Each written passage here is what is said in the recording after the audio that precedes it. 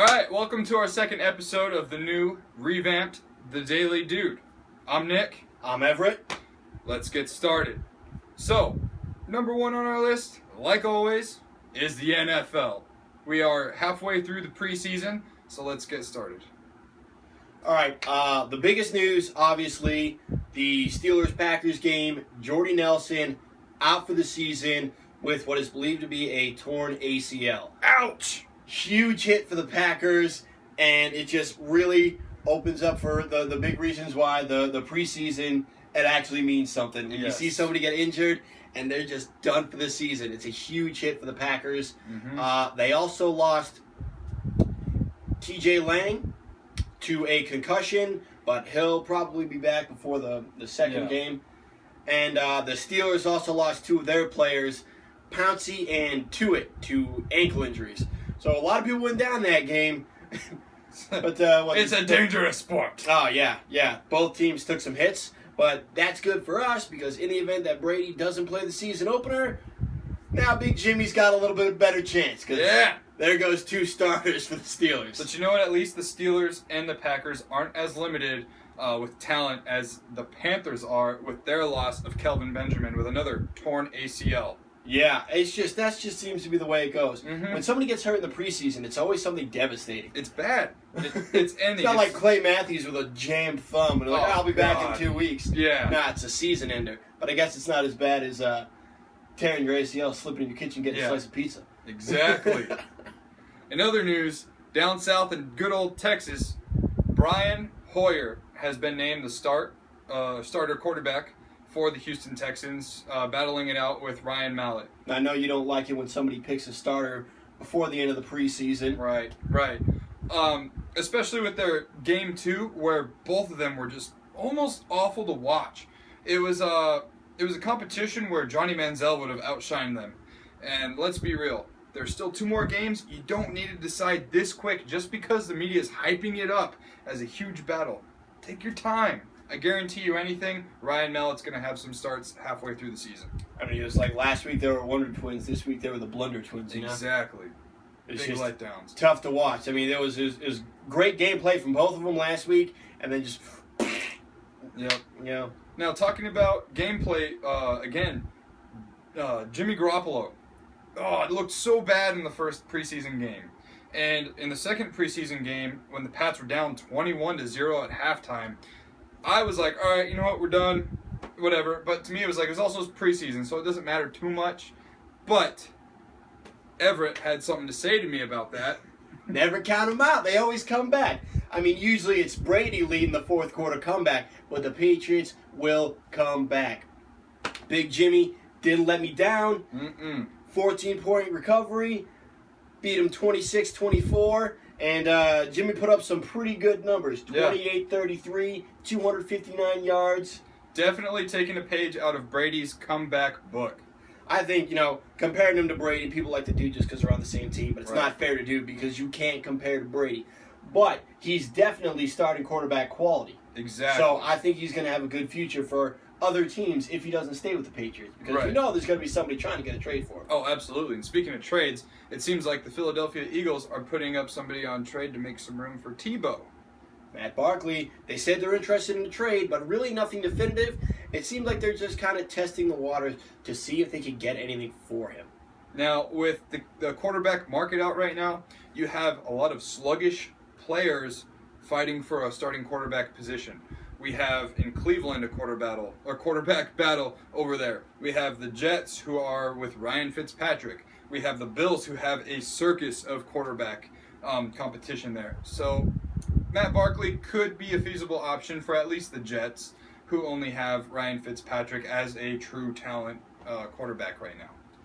The only thing being is Matt Barkley isn't really that good, and I don't know if any teams are going to want to take up player space knowing they're going to have to cut people at the end of the preseason. Right. For somebody who's Matt Barkley. Mm-hmm. And to be honest, I have never even heard of Matt Barkley until this preseason. For Charles Barkley. Exactly.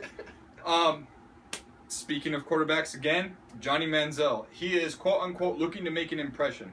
Now, Mike Pettine already said that there's no quarterback competition. He's putting out all the Everything's fires. a competition. Yeah, exactly. It's a sport. It's football. It's his job to compete, to be the number one guy.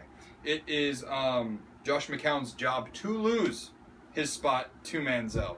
Now, Johnny, as we've seen so far, he has a fire under his ass and is not going to quit. So hopefully he keeps it up, and we'll see some starts maybe in October or November. He's really trying to make up for last season, which was an underwhelming performance and just making an ass of himself left and right. It was awful. You know who's not making an ass of himself? Jared Hayne. The rugby player that got picked up by the 49ers has been killing it as a punt returner. Killing it. Zooming past. Zooming. I'll be honest, I really didn't expect a whole lot from him just because of the different dynamics of the two sports. But I also don't want some foreign fuck coming in being better at our game than Americans are. All right? Yeah. So I had a little bit of bias. But he seems to be doing well, which, I mean, the 49ers need somebody on their team. Exactly. Exactly. Now, head coach Jim Toulousa also said that he has a long way to go. And the rugby star himself even admitted that he's got a long way to go. I mean, as you can see in the clips, he runs really high. Now, if you're making a punt return and you're running really high, you're going to get hit and you're going to be down for a long time. So hopefully he keeps his head down a little bit. It's also taken in consideration that it's just a completely different sport. Even though they have their similarities, they're not the same. Right. And for him to be able to hang with people that have been playing this game their whole life and do as well as he's doing, got to give him some props. It's pretty impressive. So you can see great lateral movement, great speed, great decision making. So hopefully he sticks around, makes a roster, and makes for some interesting games. I'm not a fan of the 49ers whatsoever, but I am a fan of a good athlete. That just about covers it for our coverage of the preseason. Yeah. Yeah, I mean, it's the preseason. There isn't a whole lot to talk about. Not too much. So we're just going to go ahead and move on. There's been a lot of stuff going on in the movie world. Superman! Super hype. Regarding the Superman versus Batman movie. Justice. Now, unfortunately, most of the rumors that we've been hearing, in my opinion, are just god-awful, and they're going to ruin this movie if they're true. Some people have thought that Doomsday is going to be the villain in the movie, even though the evidence that they've shown to back it up just shows nothing even points to it being Doomsday. It just looks like a powerful enemy. I don't know why they're pulling the trigger on saying it's Doomsday, because that would be an awful decision to take one of Superman's greatest villains and one of the biggest villains of the Justice League as a whole and put him in the first movie. Between adding him, Batman, Superman, Lex Luthor, Zod's going to be in it in some shape. There's rumors about Aquaman being in it. Wonder Woman is confirmed in it. It just seems like they're adding way too much into this movie, and it's just going to be sloppy. Very sloppy. Almost as sloppy as a Fantastic Four reboot. So now, hopefully we don't go down that road. That movie was awful for a different reason, which I found out after our previous episode. They made that movie as quickly as possible because they needed to maintain the rights to Fantastic Four. Right. Silver Surfer came out about 10 years ago, and if they didn't come out with another movie by a certain deadline, which they barely met, Marvel would have gotten the rights to Fantastic Four back. That's why Fox didn't care. They didn't care about making money. They cared about keeping the rights. Right. They wanted to keep the rights to the movie. That's why they made a new one, so they could maintain a hold over the characters. They didn't care if it was good or bad, because they think there's a possibility for them to save face. I don't think so, because now they've got a series that has 3 awful movies, and it's being spearheaded by the same studio if they decide to make another one again. Yep. I don't know if they're going to be able to recover from it. There's been rumors that they are scrapping the Fantastic Four sequel and putting Deadpool 2 in its place for the same release date. So we'll follow up with that in another, year and a half when that happens. That would be the better way to go, but I mean, let's see how Deadpool turns out first. But there's just so many things going on with the Superman movie. Supposedly the guy that plays Zod, he has these weird flipper hands that he's got. So I don't know if they're making a really hideous, shitty version of Doomsday. It's possible that he's actually going to be the villain King Shark, which would lead for a reason for Aquaman to be in the movie, which we know Aquaman is going to appear somewhere, whether it's his own movie, even though that hasn't been confirmed, or in Batman vs. Superman, because we saw the poster of him with Unite the Seven, which could mean one of two things: a standalone movie where he unites the 7 oceans, or the Justice League, who has 7 members. Right. Now, Aquaman's standalone movie is probably not one of the most anticipated things a lot of us would want to see, because his powers are normally in the comics restricted to the ocean, and who wants to see a guy, talking to fish all day? Well, that's not entirely true, because it's all of Atlantis, so there is a lot of stuff that goes on in the ocean. Right. They are humanoids, and like the 60s cartoons were kind of lame like that, Yeah. the 70s and 80s cartoons, but in the actual comics, in the Justice League movies, Aquaman's a fucking badass. The dude's a straight thug. But, it seems like a boring character, but people thought the same thing with Ant-Man, and he did all right. Yeah, I think definitely casting saved the Ant-Man movie. If anyone else were to play Ant-Man, it might have been a little rocky. I myself, way back when, a couple of months ago when we were filming, I was like, really? This is all we have for comic book movies this year? Ant-Man was actually a good surprise. Now, the Fantastic Four, I think I already knew. I had my mind set that it was going to be fucking garbage. But at least we had Avengers Age of Ultron, which was pretty good in my opinion. I've also learned not to question Marvel movies, because the things that seem stupid now, they're building up to something better. And Yes. with Civil War coming out, Infinity War is coming out, Ant-Man and the Wasp, they're going to play their part in it when whatever movie comes out with the Wasp. Oh, yeah. Spoiler, potential alert, Yeah. if you haven't seen Ant-Man. End credits of Ant-Man. And they do things more subtly than I feel like DC does, where they just try to ram everything in at once. They did good with the Dark Knight series, but I feel like they're just trying to outdo what Marvel does, but they're just really being loud but not better. Mm-hmm. You can't just jam in a bunch of super cool superheroes, because then you make one movie. If it turns out bad, you just laid out all your cards. Exactly. But again, that's my personal opinion. I mean, I guess we're going to have to wait and see how it turns out. My hope for Dawn of Justice has just been a fucking roller coaster with all these rumors I hear. And it just, at first it sounded lame, then I saw the teaser trailer and it looked awesome, and then I started hearing some of these rumors, and it's on a downswing, and I have lost a lot of excitement for this. A lot of attention and hype has been on the whole movie as a whole, especially with the whole Doomsday thing this past week, but no one's really ever talked about Lex Luthor too much in the process leading up to the movie coming out.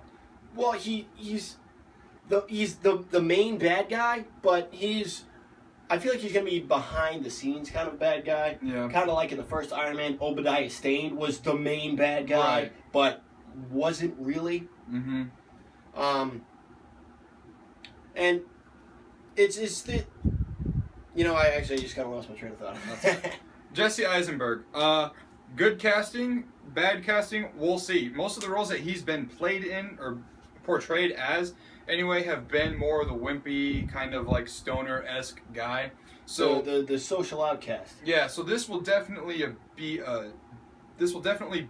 a real creative challenge for him to see if he can surprise us as the audience that he can move outside of that genre and move into more serious roles and be taken more seriously. I think in some of his past movies, the sarcasm he showed as a character, he does show that he can play a witty villain. He has the potential to do it, so I'm kind of excited to see how he does.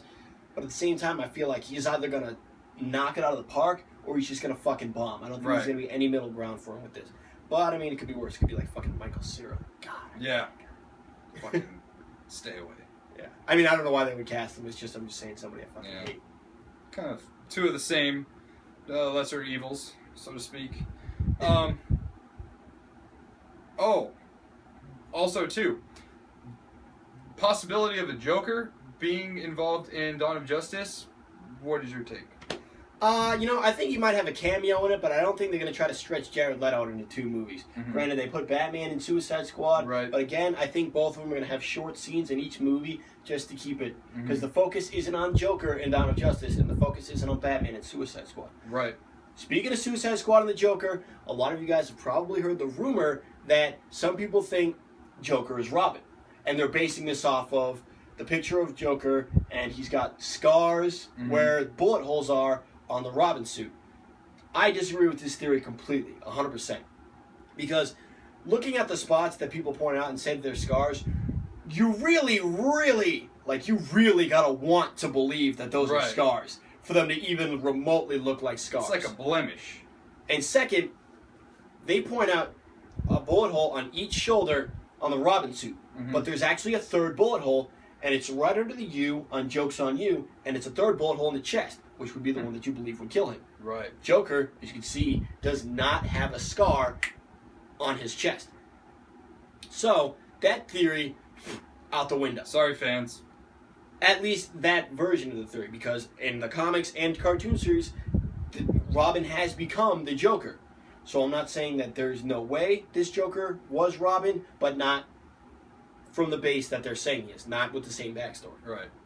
Now, it does make sense in the other realms, though, speaking of all the other fan theories. It's just this bullet one is just, we found a hole in it pretty quick. Yeah. So. As soon as I looked at it, it was just gone. But, I mean, people want to believe what they want to believe. And it's always nice to see fan theories because it gives you something interesting to think about, but it also gives you a reason to go back and look at things a little bit more in depth. Because I didn't notice, the 3 bullet holes on the thing until I saw the fan theory. And then I watched the trailer again and I was like, no, that's wrong. But so, anyways, closing note here. There is a Batman Superman parody porn that has been legally righted, and it looks like they are offering $1 million to Ben Affleck's ex-nanny to be in the film because he cheated on Jennifer Gardner with her. Wow, that's crazy. Did you hear when Kylie Jenner turned 18? I think it was Brazzers offered her $10 million to be in a porn. Crazy. She turned it down, and I think they knew that she would, but it was still pretty funny to see. Yeah. Anyways, that'll wrap it up for us for now. Thanks for watching. Thanks for following us. Make sure to like, comment, share, subscribe. Be interactive with us. We're still improving. We're still growing. Yes, we are revamped, but we're still, again, learning to do things differently. And we're still fucking poor. Boom! Like I said, like Nick said, if you got some comments, some thoughts, some ideas, if you got some fan theories about, who you think Joker might be, if you got some ideas about who you think the villains in, Dawn of Justice might be, let us know. We'd love to hear about it. Yep, absolutely. And as always, I'm Nick. I'm Everett. And this is Dude. Fuck. And this is The Daily Dude. Thanks, guys. Nice salute there, buddy. Bam. Bro out.